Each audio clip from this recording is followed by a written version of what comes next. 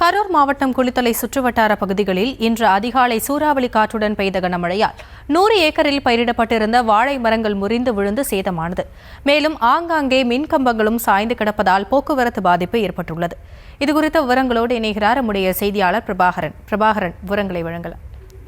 வணக்கம் மேடம். கரூர் மாவட்டம் குளித்தலை மற்றும் சுற்றுவட்டார பகுதியிலான தண்ணீர்பள்ளி, மருதூர், மணிக்கம்பட்டி, ராஜேந்திரம், மணத்தட்டை, லாலாப்பேட்டை, ஐயர்மலை, நங்கவரம், நச்சலூர், கிருஷ்ணாயபுரம், மாயனூர், பஞ்சப்பட்டி ஆகிய பகுதிகளில் இன்று அதிகாலை சூறாவளி காற்றுடன் திடீர் கனமழை பெய்தது.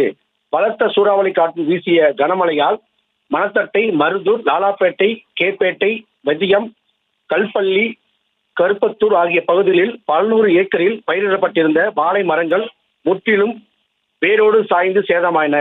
பல இடங்களில் இன்னும் சில நாட்களில் அறுவடைக்கு தயாராக இருந்த நிலையில் வாழைத்தாருடன் மரங்கள் வேரோடு சாய்ந்து முறிந்ததில் காணப்பட்டதால் விவசாயிகள் வேதனை அடைந்தனர். மேலும் குளித்தலை சுற்றுவட்டார பகுதிகளில் பல்வேறு இடங்களில் மரங்களும் மின்கம்பங்களும் முறிந்து கீழே விழுந்ததால் சாலையில் போக்குவரத்து பாதிப்பு ஏற்பட்டன. தற்போது முறிந்து விழுந்த மரங்களை அகற்றியும் மின்கம்பங்களை சீரமைக்கும் பணியில் மின்வாரிய பணியாளர்கள் ஈடுபட்டு உள்ளனர். மேலும் மழையால் வாழை மரங்கள் சேதம் ஆகிய குறித்து அப்பகுதி விவசாயிகள் கூறுகையில், இன்று அதிகாலை பலத்த காற்றுடன் கூடிய கனமழை பெய்து 100 ஏக்கராவில் பயிரிட்ட வாழை மரங்கள் முறிந்து சேதமாகியுள்ளது.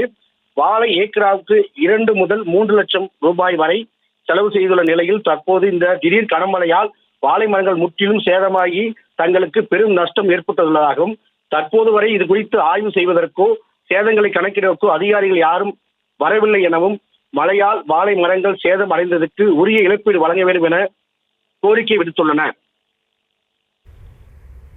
விவரங்களுக்கு நன்றி பிரபாகரன்.